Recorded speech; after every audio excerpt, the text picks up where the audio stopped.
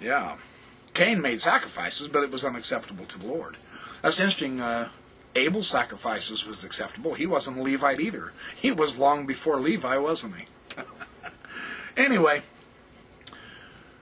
one answer pertains to the specific sacrifices that Lehi and his descendants performed. Now, this is interesting. He uses a comment from Clark Gable, a student of the Scriptures. And I know Clark through the internet, a very sharp philosopher. He's got a great blog. You ought to visit it if you can. Look up Clark Gable, G-O-B-L-E, and enjoy his philosophy. He's deep. He's something else. Here's what Gable says. It may be that they formed a rather unique version of the law of Moses, one without the sacrifices of the Levites. And you say, now wait a minute, wasn't the Levitical sacrifices part of the law of Moses? Yeah, let's take a look. We have the sacrifice in Mosiah chapter 2, verse 3, fulfilling Exodus chapter 13, verses 11 through 13, and Exodus 22, verses 29 and 30, and Deuteronomy 15, 19 through 23. But this is a sacrifice that doesn't require Levites. Were you aware those types of sacrifices were possible? It's very interesting, isn't it? All the other references to sacrifice in the Book of Mormon refer to the sacrifice of the Savior, except for the thank offerings. He quotes 1 Nephi 5:9, and it came to pass that they did rejoice exceedingly, and they did offer sacrifice and burnt offerings unto the Lord, and they gave thanks unto the God of Israel. These thank offerings also did not require a Levite. Were you aware of that? That's fascinating, isn't it? And the Bible has other examples of appropriate sacrifices by non-Levites. And this is interesting. For example, the first sacrifice offered for the Israelites after they left Egypt was performed not by a Levite, but by Jethro, the father-in-law to Moses. That was the first sacrifice offered, who was not even an Israelite. This is Exodus 18, verse 12. Now that's interesting. Gideon, who was an early judge in Israel, if you recall your Old Testament, like Lehi, was from the tribe of Manasseh.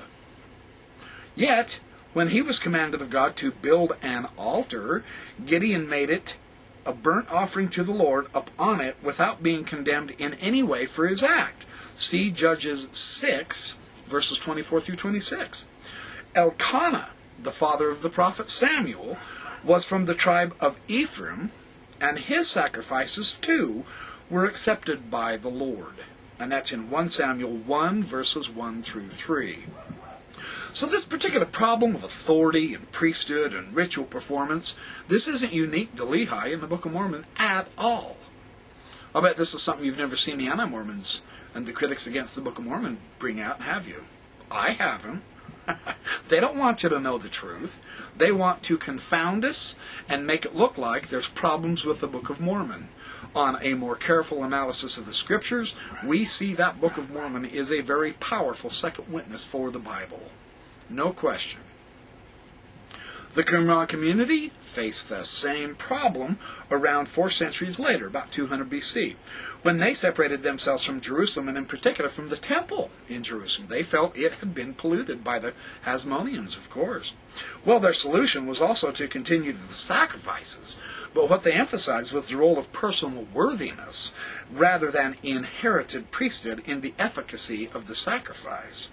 I see a similar emphasis on personal worthiness over ritual in the Book of Mormon.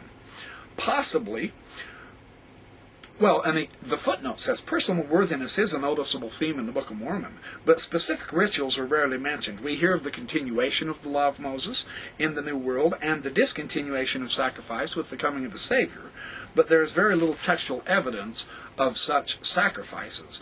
The Old World's emphasis on ritual purity that reached a zenith in the centuries before and after Christ has very little support in the Book of Mormon. But possibly the problem that both communities, Lehi's community and the Qumran community, faced, and in fact they needed to solve, the continuing of God-accepted rites without the lineal priesthood, These prompted the same solution in these two groups, widely separated by time and geography. Saying that the Lehites focused on sacrifices not requiring the lineal Levitical priesthood doesn't resolve all the difficulties, but Lehi's descendants also performed baptism, which requires God's direct authority. Where did that authority come from? Now notice what Gardner says here. I'm on page 90 now. Now he brings up something very interesting that I will elaborate extensively on later on in my commentary. We know that Yahweh established a lineal priesthood in Israel. We know that. The right to officiate in the priesthood descended through Levi's descendants. That's the Levitical priesthood. Most Christians assume that it was the only one available to the Israelites. And that's a false assumption. That is not the only priesthood available. What's this? It's brilliant what Brandt does here. There were other forms of legitimate priesthood. Not pagan rites adapted, no, legitimate priesthood. Aaron was obviously authorized to officiate by God's direct call. Hebrews chapter 5 verse 4 reminds us, and no man takes this honor unto himself, but he that is called of God, as was Aaron. Aaron's priesthood authority came from God's call, not from lineage. Aaron wasn't a Levite either. Isn't that interesting? This issue was also a problem with the early Christians. Jesus was of the house of David. Jesus was of the house of David, not Levi. So where did Jesus get his authority? As Christians, we simply assume that everyone understands that Jesus had authority. But fellow Jews would not have shared this understanding. In fact, they still don't. The book of Hebrews asserts that Jesus received it from God, like Aaron. Such priesthood is confirmed, not lineal.